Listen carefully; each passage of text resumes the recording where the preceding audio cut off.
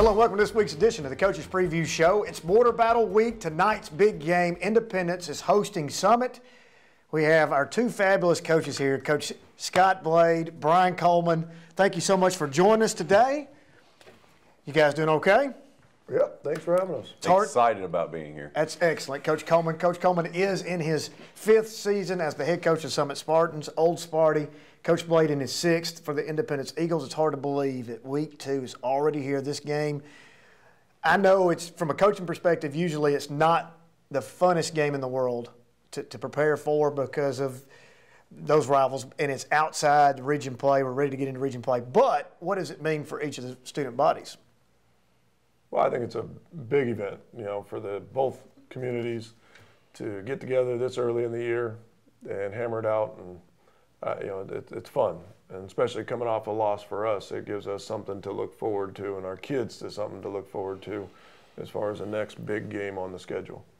Coach Coleman? Same. I mean, the students love it, the community loves it, so and it's a barometer for us. We want to be where Independence is, so it's a barometer for how our program is coming along. Well, there's no love lost between these two student bodies. It's obvious, and it's interesting and fun to watch. Those two are a little bit more outspoken probably than the rest of the WCS Sports Conference at times, and it's fun to watch this thing transpire. But at the end of the day, a lot of these kids go to church together. They're in the community together. They've played youth sports in some capacity together. I think there's a true respect there after all the trash talk is finished. But this game is so heavily attended every single year. Coach Coleman, 31-17 winner last year, first time in school history that you beat Independence, and it meant a lot to that community. I can remember watching those kids rush the field and do that. Independence has won in y'all's head-to-head matchups the previous 3, but you're on that 5A level now. Independence has moved up to 6A. Let's talk about your enrollment for just a moment at Summit. You're on the cusp of potentially going 6A at some point in time. What is your enrollment right now? Do y'all know? We're about a little over 1,500, I think. So we're almost 100 more than we were last year. And the growth of Williamson County is going to continue to push that number up for both of you. Sooner or later, I really believe, and I think you do too, that you're going to be a 6A program. Yeah, I believe so. Probably in the third year, because I think this upcoming year goes on another 2-year cycle. So probably in that 3rd year we may go up. And now you'll be in there with the remainder of the teams, with the exception of Fairview and Nolensville. That adds an interesting dynamic. And Coach Blade, you can tell him or you can tell us, you made that transition. Obviously, there's a big difference between 5A and 6A, or is there not? Well, I think a lot of the, like us and Farragut and some of the teams that were successful in that team moved up. Of course, in 5A now you got Knox Catholic, so you got there's a Goliath at the end of that tunnel as well. So, I mean, that they're all competitive in their own right, and I think at the top level, there's your 5 or 6, 10 teams, whatever, and Summit could play in that right now and fit right in. Well, you're coming off 46-7 loss. Don't want to dwell on that score, but we all know the powerhouse to be of Oakland. Everybody's got them ranked in there's about 47 different polls nowadays out. The Mid-State poll, the full poll, the USA Today poll has all got Oakland 1, Maryville 2 in that range. Of course, they're playing this week. They're playing tonight, actually. Oakland, what do you take away from this? You can tell your guys you will not see a more athletic team, and that's the truth. You will not see a more athletic team the remainder of our schedule, and hopefully we'll get to see those guys again in the first week of December. Well, exactly. So we're very aware that we were, overmatched in a lot of ways, but the things to take away is did we do what we were coached to do to the best of our ability? And at times we did, and at times we did not. And that's trying to set a standard for your program of no matter who you're playing, do what you're coached to do the techniques you work on all week, and good things will happen. But when you get away from that and you let other factors control your play, then that's not a sign of a positive things to come.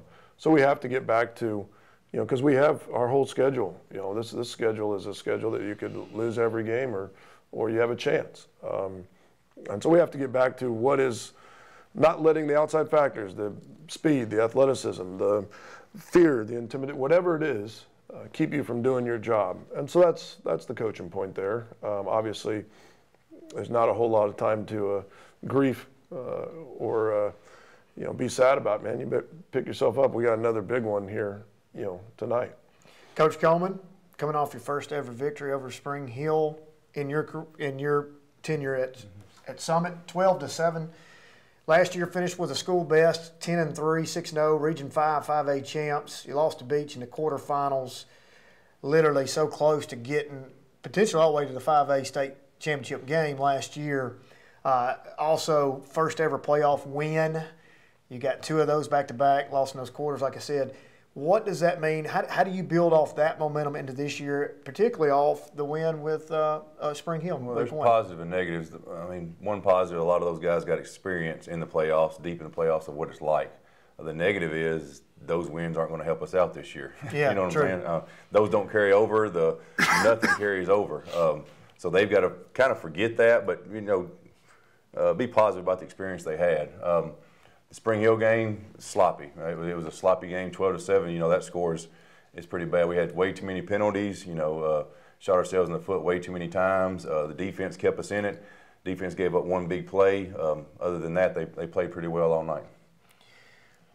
You mentioned the pass. It's hard not to think about that. You try to get your team moving forward. We go back 2 years ago. We look at those back-to-back years of an unbelievable run, and you won 29 straight games and state championship and a runner-up. You try to get your team back to that thought process. Try to get back to that swagger. What are some things that have to happen in order for that to do? And you don't have to win every game. It's one of those things. You're talking about your schedule. You've got Murder's Row. Your non-region schedule's tough enough. And then you get into region play and you look at that list of people you have to play. Yeah, because the region play and even these inter-county games, you can throw out a lot. You can really, there's so much emotion and so much hype and there's so much, pomp and circumstance surrounding it. Again, there's outside factors that are going to determine, you hope, how you play.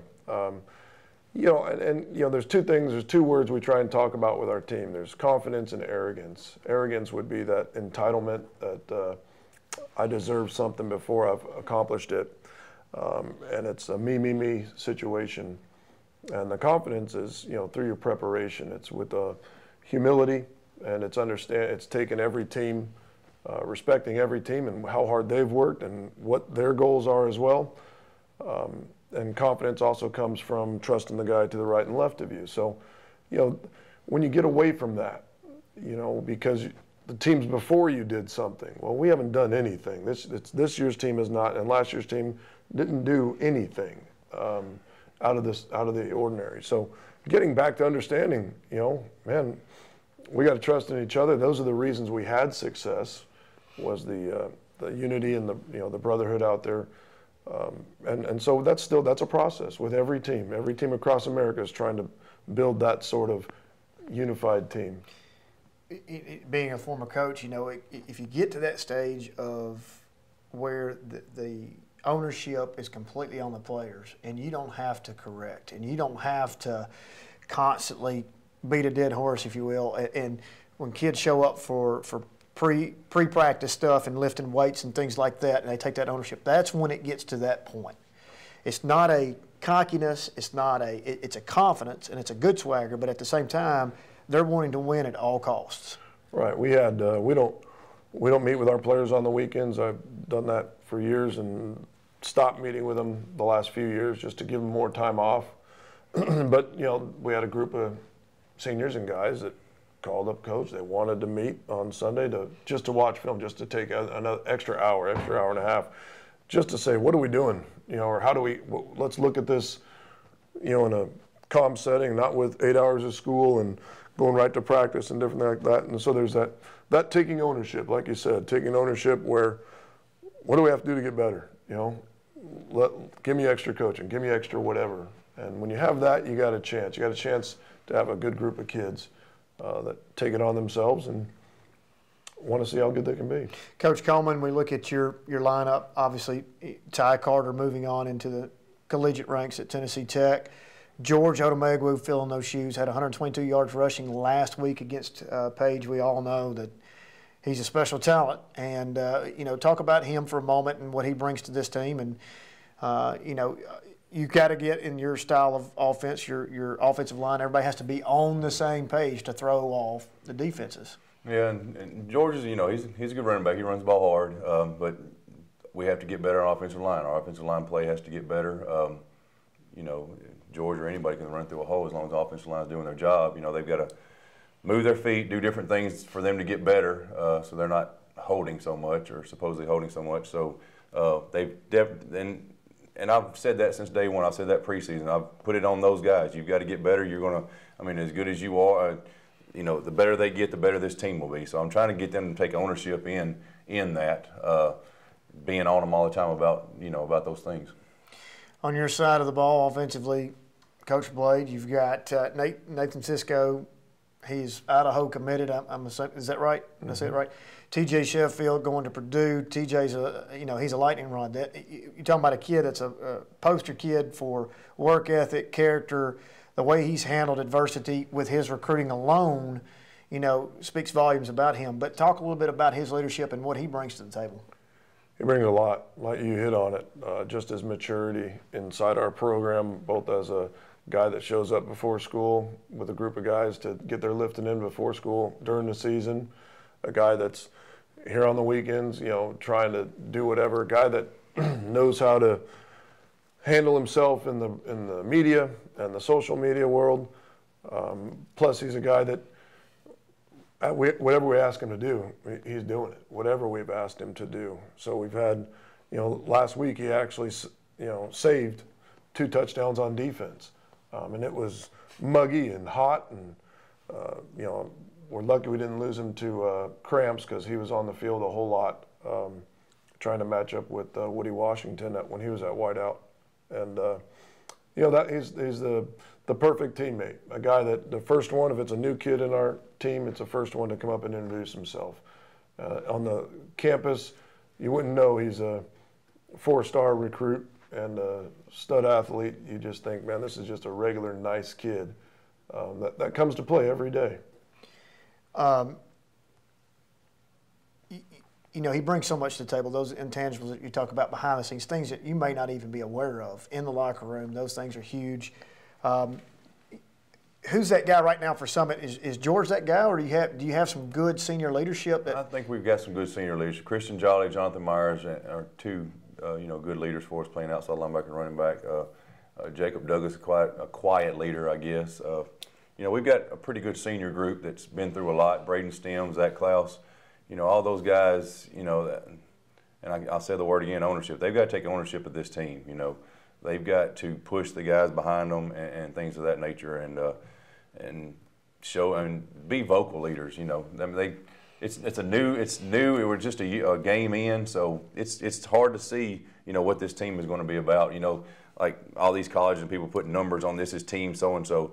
Us as coaches, we really don't know what these teams are going to be about, really, because they got to have their own identity. The last year's team's identity is different than this one, so it's interesting for us to watch and see, what kind of identity this team is going to take. And that's a great segue into my next question about the identity. That the people at home really don't know who all outside of those quote-unquote big stars that we mentioned, right? So let's talk about your team on the offensive side. With you, Coach Blade, since you're the home team, talk a little bit about your offense. Now, your offenses are a lot similar, right? The vertical passing's there, the wheel routes, the goes, all those things. Summit likes to throw the ball 42 times, 41 of those in warm-ups. But 4. I give him a hard time about that. So let's talk about the offensive side of the ball with you first, Coach Blade. Talk about, starting with the offensive line and talk about who those folks are. Yeah, Carter Runyon and Jet Katina are they're the 2 tackles. They started last year as sophomores and by necessity, but they've really grown up, Carter especially has found a different gear and is playing on both sides of the ball. He's a vocal leader for us. So those are 2 juniors that are doing great for us. And Caleb Lanford is a left guard. He's a going to be a junior. He's a junior already as well. He also plays on defensive tackle for us. Evan Blackburn and Dalen Davis, our center, and the other guard. So we're got a good mix of seniors and juniors in that crew.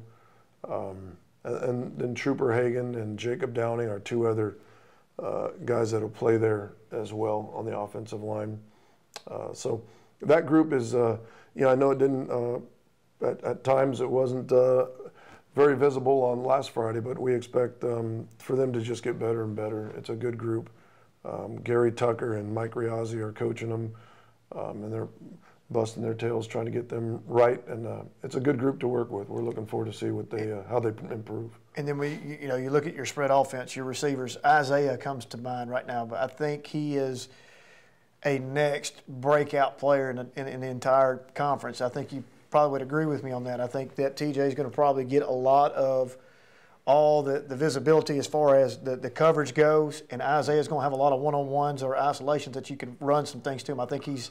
Would you agree with that assessment? Because I'm a basketball guy. Isaiah's he had a heck of a summer, heck of a off season for us. He's a 4-year guy in our program. Had a good year for us last year, and we expect big things out of him.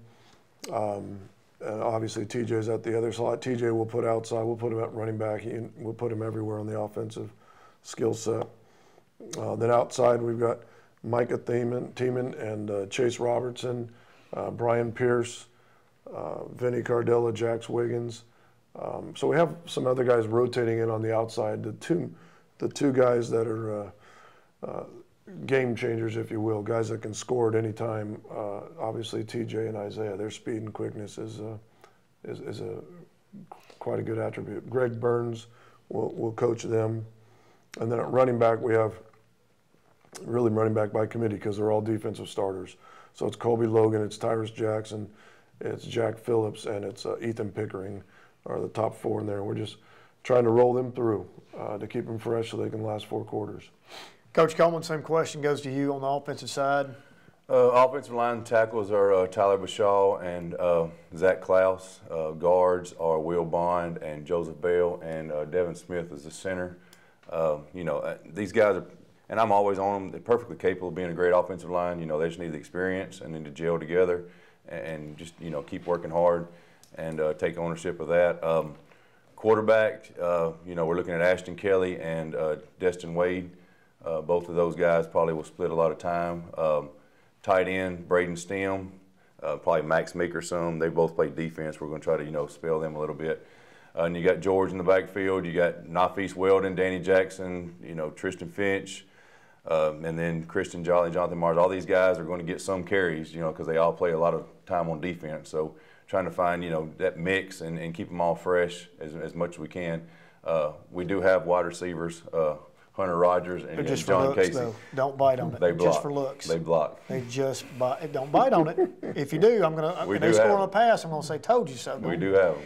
Let me ask you a question. So, your offensive lines, when we talk about this, and I don't want to get too deep in the weeds, it's 2 total different schemes. One is obviously the success that you have offensively starts with your line, but for you in particular, total different scheme of how you got to block. You got to know your assignments where you're probably predominantly, and I'm dumbing this down because I'm not very smart, is pass protection, right? If you can pass protect long enough, 0.3 to 1 second, enough time for him to run get you guys to run your routes, you will have success. If he's running for his life, obviously it's not as successful, right?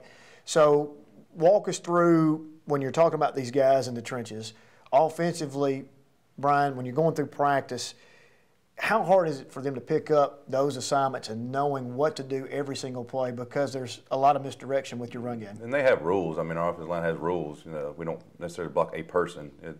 It's a rule, and then whoever shows up in that area is who you block.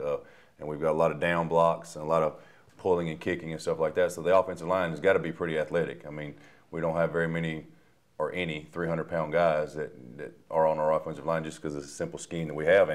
And that scheme since day one when we got to that school is just kind of fitting our personnel. We've got smaller guys that work really, really hard, and that's why we run that offense. I feel like in the last 2 years, maybe 3 years, your numbers have increased. Am I right on that? A little bit. I mean, I feel like quality of player. We're still down to about 51 right now, varsity. So we've never been that large of a team. We don't have 100, you know. But we're 5A, so. And it's tough. I mean, a lot of kids don't want to play anymore. They don't want to go through the summer. They don't want to get up at 6:30 in the morning and do the things that it takes to be on the football team. And that's fine. We'll take, and we've used this years before, we'll take one bus. We're fine with that. Whoever wants to play is going to fight and work just like everybody else. Some people don't. If they want that instant gratification, if I'm not a starter, I'm not going to go through this stuff. And it's just I don't know if it's Summit culture. I don't know if it's culture of this. I don't know, but that's just been the way it's been for a couple years lately. I think everybody sees that not only in football, but just about in every sport. What happens is we show up the day of the game, all of a sudden we're ready to go, and we've missed all the preparation work, which is that's the hardest part. Right. Have you seen that as well? So I mean, obviously it's just. I think it's today's culture. I don't think it's the Summit culture. I think it's today's culture. You know, when things are going really well, everybody wants to be involved. Everybody wants to come out and be a part of it, and maybe not play, just be on the sideline. And then you go through a season, you know, like last year in Weymouth, you know, now I don't want to be a part of that, you know. I think it's a culture. Like you said, it's an instant gratification. But ours is January, February, March, and the morning, and never stops. We get a break. We ask a ton of our kids. And so it takes a different throwback type of kid and family to make that commitment. To do all that we do. And like Coach said, you know, we'll take the guys that want to play, because those are the guys who you want on your sideline. Yeah, when you're running 28, 29 games in a row, you couldn't get enough buses, and then all of a sudden, that's right. You know, it's crazy how I mean, everybody wants to be a winner, right? Everybody wants to be a part of that culture. The misconception is that we start practicing in August, and that's when they start. We're starting a week after season. A lot of people don't want to give up their vacations, and they can't understand, even though you try to explain to them the dead period. Here's your chance to go on vacation and get things done, but no, when we get back, we're full go. We talked to our kids the other day about, all right, you've worked, and this is pushing maybe 11 months. You're working 11 months for 10 games. Yep. So you can't take any game for granted. You can't have a down game or not be ready for this game. You know, you can't make excuses. We only have 10 games. You know, it's you think about it. We care so much about that, because obviously it's our jobs, but at the same time we're older, we've been there and done it, and we would give a lot to go back and say, I'd like to have one more shot, and they'll realize that at some point in time. But right now, it's like you talking about the instant gratification. What have you done for me lately? Style culture of, well, you know, I've always got this, and then you have an injury or you have a season-ending something. And then it dawns on them, your career's over, and you're not playing anywhere, and only 1% of the entire football community in the country is going to go on and play. Yeah. You know, so sometimes I want them to look back and look at the fence and all these kids that played, maybe even last year. I saw about 5 of our guys last year. They are ready to jump that fence and put on a helmet and go hit somebody. You know, I sometimes just want to see that guy and how hungry they are and how much they miss it. That may be a thing to start doing, is have them come in every week and say, guys, do not take this for granted. I would love to be in your shoes right now. It's so funny you mentioned that. It was at the Battle of 840 last Friday night. Page had their big alumni come in, you know, for the crowning of the field, if you will. All those guys were over there. And some of those guys are playing some small ball. None of them are playing big ball. And some of those guys are not playing at all. But if you could have told them, I'm going to give you a helmet and shoulder pads tonight, they would have given anything that they could. You know, and they're trying to convey that those guys. And while you're standing over there, they think, you know, that are on the sideline dressed up like, oh, whatever. Yeah. But then they'll get to that point. Or they'll get to college and be playing at a big-time college. So, and it's still not the same atmosphere as Friday Night Lights with your kids from your childhood buddies. Speaking of that, let's talk about Eagles in college, Spartans in college. Let's start with the Eagles. I love the fact that here's a classic story. Andrew Bunch, you know, arguably one of the best quarterbacks in the state, if not the best quarterback in the state, hands down, and gets into college, has to earn his way through the junior college way, gets onto a Nebraska team, which it was not handed to him. Now he's in a position to potentially make some noise at that position at Nebraska if he could have, you know, give them the opportunity. Yeah, so they're in camp right now. They're battling through their whole camp, and It's been a few weeks since I've talked to him, but I know he was excited about it. He was prepping for it. He was there all summer, so he's got an opportunity in front of him, and I know he'll make the most of it. But there's a kid, like you said, an unbelievable story. The story is still ongoing, but we wish him the best, and I know he'll make the most of that situation. Coach Coleman, Ty Carter, Tennessee Tech, do you have any information with him? I know, I'm assuming he's back to 100% healthy, looking good, feeling good. The last I heard, I don't think he's going to redshirt. He was playing boundary corner some, so you know, they're expecting big things out of him. I mean, he, like you said, he did recover. He worked his tail off this summer. I come out, I'm lifting weights at the rec center, and he come out of a yoga class. He might not want me to tell that, but he's, you know, he's going with a bunch of women in yoga and aerobics and stuff like that. So he worked. You know, he's trying to get that knee back to 100%, and I hope that pays off. I think Tennessee Tech got a steal there. You know, we talk about Oakland and the athletic kids that they have, and we talk about the Maryvilles and all the other teams around us. I was looking at our list today, some of these kids that you had an opportunity to coach. We've got an opportunity for 4 or if not 5 guys to get drafted in the NFL draft this year coming up, which is interesting. You start looking at that list, Tyrell Dotson, linebacker for A&M, stud. He's another kid, high character that we always talk about. It's a great face for our district. You know, he also was not highly recruited, if you remember. UT didn't even pass over him for another kid. He goes to A&M, he's preseason All-American. Emmanuel Hall, another kid, kind of like, I hate to use the word with TJ because you don't want to compare kids, but wasn't that, you know, he was on that second level of getting some offers, never could get an SEC offer, whatever the case may be.